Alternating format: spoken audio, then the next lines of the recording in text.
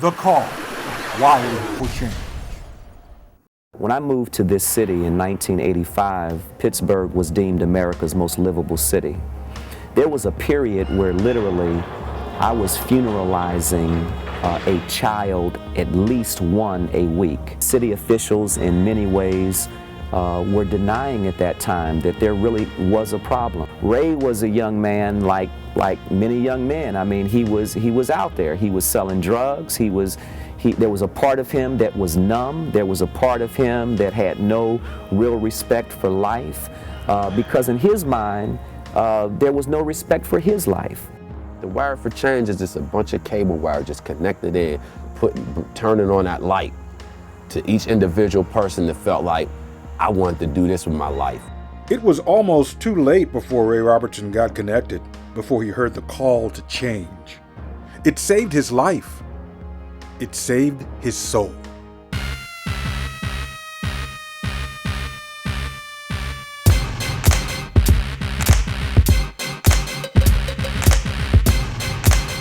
I pretty much was in the streets since I was like 8 or 9. Ray Robertson was born to a loving mother in McKeesport.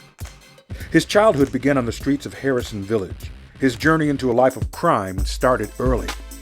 We like 6, 7 years old, bricking cars. That was the thing. We chill right over there on that street. We're bricking it.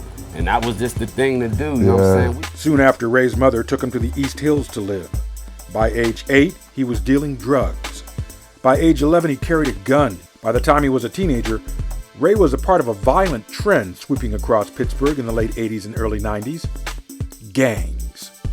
As a Blood, Ray and his friends believed a life on the streets was their calling. We ride from city to city, you know, doing what we do. If we felt like doing a drive-by, then that's what we had to do. If we didn't, you know, fight anything. Then we went from bricking cars, walking up toward the hill where Bailey and all that's at, fighting people, beating people up on sight. Soon we see them, we running over, we jumping them, we beating them up on sight. You know what I mean? We kids, we ain't kickballing or doing none of that. He's resting in peace. This is my friend Jeffrey. He was shot and killed. That's my best friend, George Edward Taylor. Resting in peace, he died in 97. The traumatic death nearly 10 years ago of Ray's best friend, George Slow Taylor, the father of a newborn son, would have been a wake-up call to most teenagers. When Slow died, that took a part of us, took a big part of me, and Ray took a big part. But Taylor's death and even stints in jail did nothing to stop Ray's spiral into a life of guns, drugs, and violence.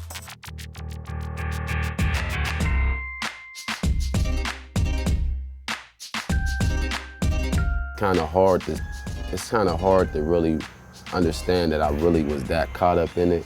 Like I just couldn't leave. It was the thing. I mean, you love your homies.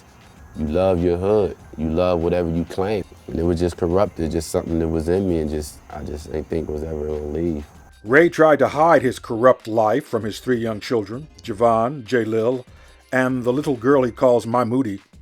But Ray's mother wasn't fooled. Pained by her son's increasingly troubled life, Christine Reaney turned to God to try to help him find his calling and to try to save Ray from the tragic fate of so many other young black men. Get these calls in the middle of the night, Ray's in jail, and it's like, I can't do this, Lord, I can't do this. You told me that you was going to save Ray, that you're going to change his life around. You got to bring me to a place I got to have peace about what goes on with Raymond. Christine Reaney's prayers for peace were finally answered following an incident that almost cost her son his life.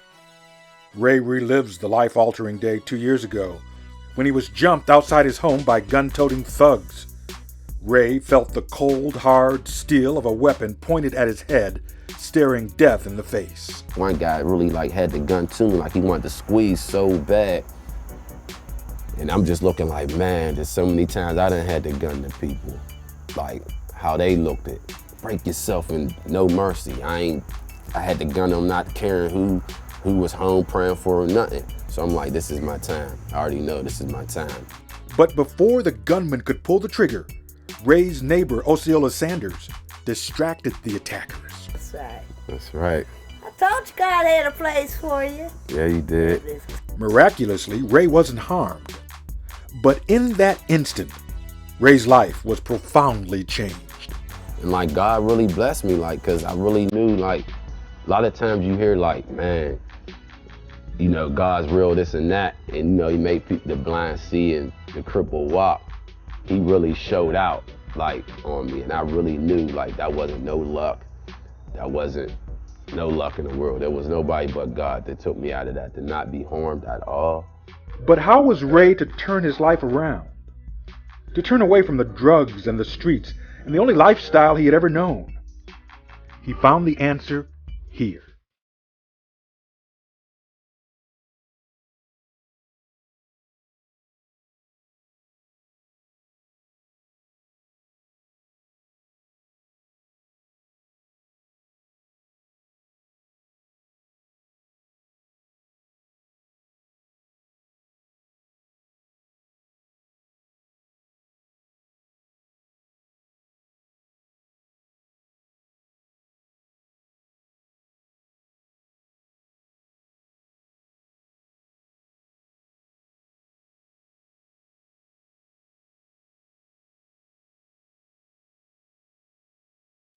PETRA Ministries, a non-denominational evangelical church in the East Hills, gave Ray a place to worship.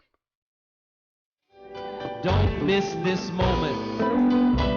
If you need to walk down this aisle, don't let anything stop you. Get up from your seat, because God is waiting. He's waiting. He's standing with outstretched arms. He's saying, come. Come on, there's no condemnation in Jesus. Only acceptance, only love, only forgiveness.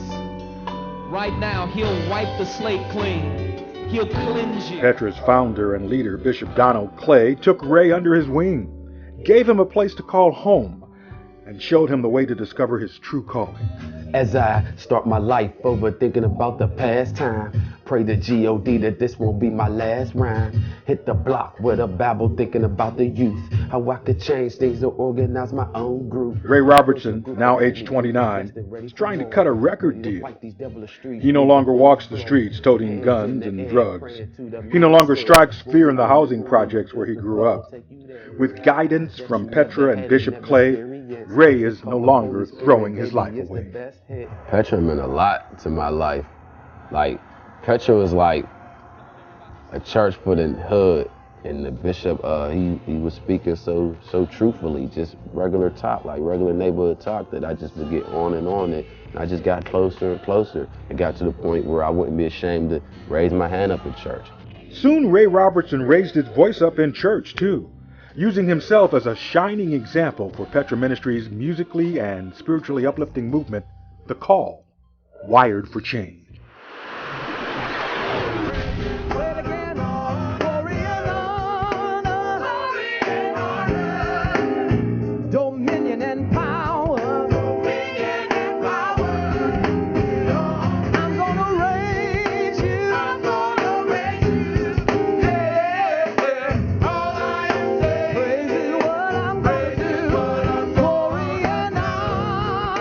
Bishop Clay uses Ray's inspirational story to help guide other inner-city youth to realize their true callings.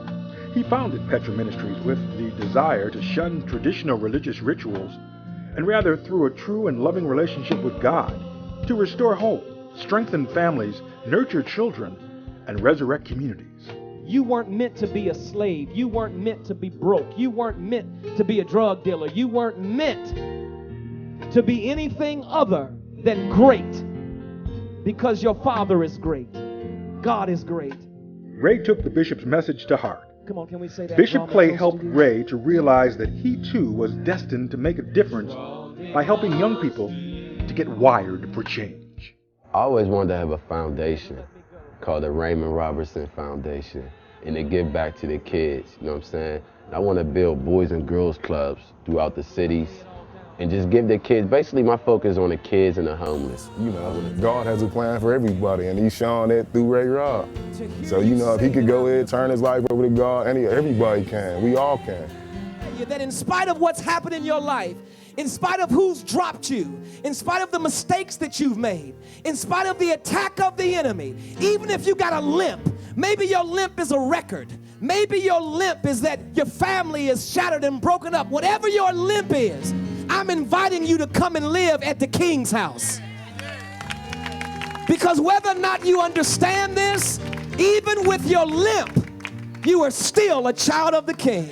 Never had it, never experienced. It's called the Holy Spirit, and baby, it's the best hit. It's pro like water and bringing nothing but good to you. Have you rapping, have you. I'm living proof. I done did it all. Been there, done that. I'm here for a reason. I feel like God is using me to express how I live through y'all. So you see, if he blessed Raymond like that, then he could bless me like that. G.O.D. help my trials and tribulations. G.O.D. baby, G.O.D. baby. It would be wonderful if I could say that Ray is one person, one situation, and that people like Ray and situations like Ray don't exist all over the United States, but unfortunately they do. There are thousands upon thousands of young men and young women that have great aspirations, they have dreams, they have great potential, but they have no one to help them to realize that potential. A part of our responsibility as Christians is not simply to come to church and to sing songs and hear sermons, but it's our responsibility to go out into the world and take the gospel of Jesus Christ to people.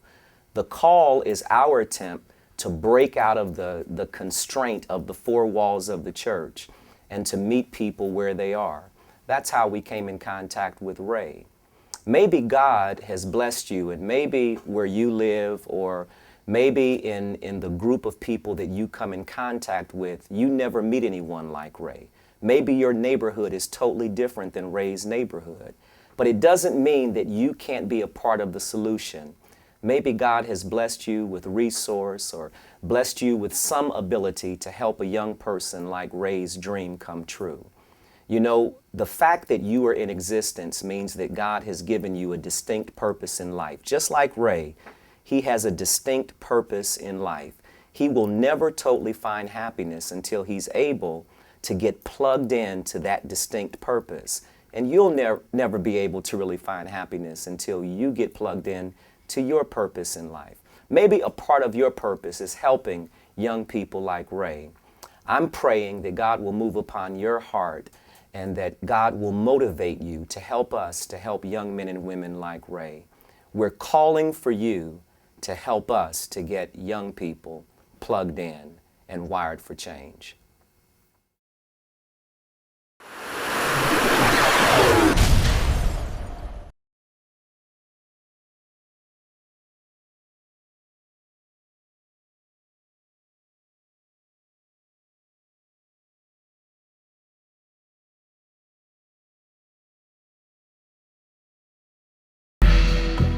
VinCal Productions, where images capture life.